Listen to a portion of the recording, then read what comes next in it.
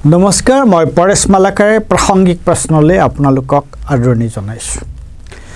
বিৰোধী ঐক্য কিয় আজি এক ঐতিহাসিক প্ৰয়োজন। বিৰোধী ঐক্য কি অৱস্থাত আছে, ঐক্য হ'বগৈ নে নহ'ব, সেইদিনা সোণাপুৰত কি হৈছিল কি নহৈছিল, সেইবোৰ বিষয়ে মই আজি ইয়াত আলোচনা কৰিব নিবিচাৰোঁ। যিহেতু বিৰোধী ঐক্যৰ বাবে চেষ্টা কৰা নাগৰিক সমাজৰ ছজনীয়া দলটোৰ ময়ো এজন। এই উদ্যোগটোৰ তাৎপৰ্য কি সেইটোহে মই ইয়াত আলোচনা কৰিব বিচাৰিছোঁ। বিৰোধী ৰাজনৈতিক দলবোৰক এক কৰাৰ প্ৰচেষ্টা এটা ৰাজনৈতিক প্ৰচেষ্টা, কিন্তু সেইটো সাধাৰণ পৰিস্থিতিতহে।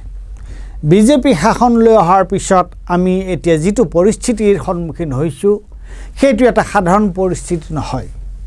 সেই বিষয়ে আলোচনা কৰাৰ আগে আমি আন এটা কথা আলোচনা কৰা উচিত। ৰাজনীতি বিজ্ঞান, সমাজ বিজ্ঞান, ইতিহাস আদি বিষয়ত মানৱ ইতিহাসৰ বিভিন্ন দিশ অধ্যয়ন কৰি সেইবোৰ ব্যাখ্যা কৰি সাধাৰণভাৱে কিছুমান কথা বুজিবলৈ চেষ্টা কৰা হয়। তেনেকৈ বিভিন্ন তত্ত্ব সূত্ৰৰ উদ্ভৱ হয়। সেই তত্ত্ব সূত্ৰবোৰৰ যোগেদি আমি আমাৰ সমসাময়িক ৰাজনীতি, সমাজনীতি, অৰ্থনীতিৰ আদিৰ বুজিব বিচাৰোঁ, তাৰ অৰ্থ কৰিব বিচাৰোঁ। আমাৰ সমসাময়িক বাস্তৱতাক বুজিবলৈ চেষ্টা কৰোঁ। কিন্তু কোনো তত্ত্বই আমাক সকলো কথা কৈ নিদিয়ে বা দিব নোৱাৰিব পাৰে। সকলো ৰহস্যৰ ভেদ ভাঙি নিদিব পাৰে। সকলো তত্ত্বৰে কিছু সীমাবদ্ধতা থাকে। সেই বিষয়ে পিছলৈ আহিম। এতিয়া আগৰ কথালৈ গৈছোঁ। ভাৰতৰ বৰ্তমান পৰিস্থিতি কিয় স্বাভাৱিক পৰিস্থিতি নহয়? ভাৰতখন আদিতে কি আছিল, মধ্যযুগত কি আছিল, এইবোৰ গুৰুত্বপূৰ্ণ আৰু প্ৰাসংগিক প্ৰশ্ন। কিন্তু আজি আমি যিখন ভাৰতত আছোঁ সেই ভাৰতখন স্বাধীনতা আন্দোলনৰ পিছৰ ভাৰত। ব্ৰিটিছৰ বিৰুদ্ধে ভাৰতৰ মানুহে আন্দোলন কৰিছিল। সেই আন্দোলনৰ ৰূপ আৰু গতি গোত্ৰ ঠাইভেদে বেলেগ বেলেগ আছিল। কিন্তু 20 শতিকাৰ আগভাগত কংগ্ৰেছৰ নেতৃত্বত, বিশেষকৈ গান্ধীজী দক্ষিণ আফ্ৰিকাৰ পৰা ভাৰতলৈ ঘূৰি অহাৰ পিছত সি এক বিশেষ ৰূপ লৈছিল। তাৰ এটা বিশেষ বৈশিষ্ট্য আছিল স্বদেশী। স্বাধীনতা আন্দোলনৰ মূল বৈশিষ্ট্য কি আছিল? তাৰ সাধাৰণ মতাদৰ্শটো আছিল সমাজ গণতন্ত্ৰ আৰু বিশেষ বৈশিষ্ট্যটো আছিল স্বদেশী। দেশ স্বাধীন হোৱাৰ পিছত ভাৰতৰ প্ৰথম প্ৰধানমন্ত্ৰী জৱাহৰলাল নেহৰুৱে এই মতাদৰ্শকে সৰোগত কৰি দেশ গঢ়াৰ কামত ব্ৰতী হৈছিল।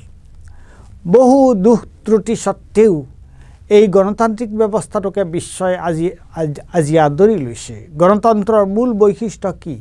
ইয়াক প্ৰতিনিধিত্বমূলক শাসন ব্যৱস্থা। এই ব্যৱস্থাত সাংসদ, বিধায়ক বা স্থানীয় নিগম নিকায়ৰ সদস্যসকল সময়ে সময়ে অনুষ্ঠিত হোৱা নিৰ্বাচনৰ দ্বাৰা নিৰ্বাচিত হয়।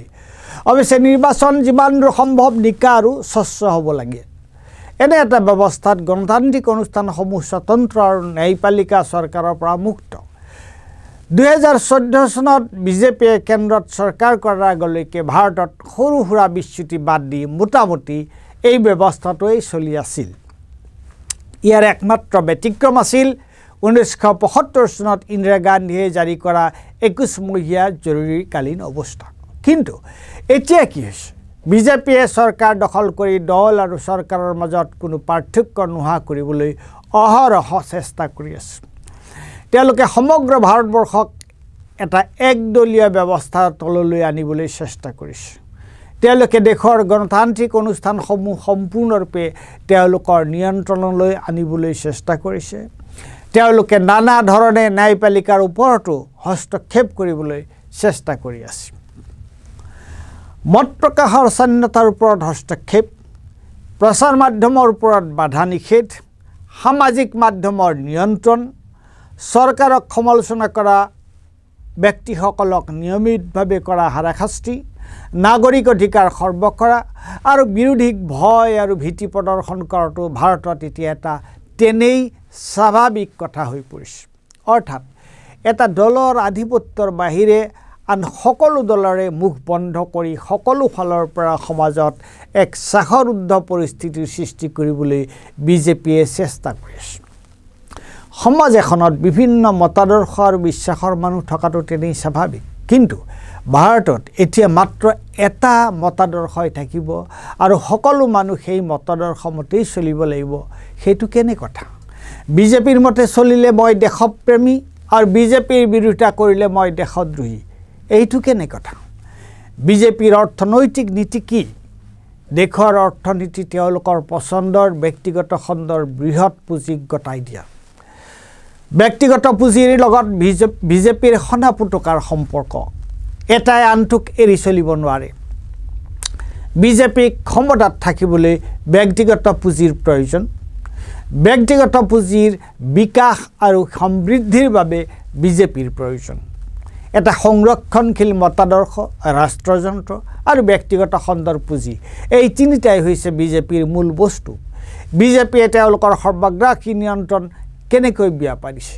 প্ৰথমে অনুষ্ঠানবোৰ তেওঁলোকে নিজৰ হাতলৈ আনি লৈছে যেনে নিৰ্বাচন আয়োগ CBI ED ইত্যাদি আৰু প্ৰচাৰ মাধ্যম আৰু উচ্চ শিক্ষাৰ অনুষ্ঠানসমূহ তেওঁলোকে নিজৰ দখললৈ আনি লৈছে বিজেপিয়ে এইটো কৰিব পাৰিছে তেওঁলোকক চৰকাৰত থকা বাবে অসমত আমাৰ মুখ্যমন্ত্ৰীজনে কি কৰি আছে আপোনালোকে স্বচক্ষে দেখিছে গতিকে প্ৰচলিত ৰাজনীতি বিজ্ঞান সমাজ বিজ্ঞানৰ সূত্ৰেৰে আমি আজিৰ ভাৰতবৰ্ষৰ সকলোখিনি ব্যাখ্যা কৰিব নোৱাৰিব পাৰোঁ এক বিশেষ পৰিস্থিতিৰ ব্যাখ্যাৰ বাবে এক বিশেষ দৃষ্টিভংগীৰ প্ৰয়োজন হ'ব পাৰে ভাৰতত সম্প্ৰতি আমি সন্মুখীন হোৱা পৰিস্থিতিটো এক বিশেষ পৰিস্থিতি সেই কাৰণে একো নহলেও আমি আমাৰ স্বাধীনতাৰ বাবে দেশৰ গণতন্ত্ৰ আৰু সংবিধান ৰক্ষাৰ কাৰণে বিজেপিক শাসনৰ পৰা আঁতৰোৱাটো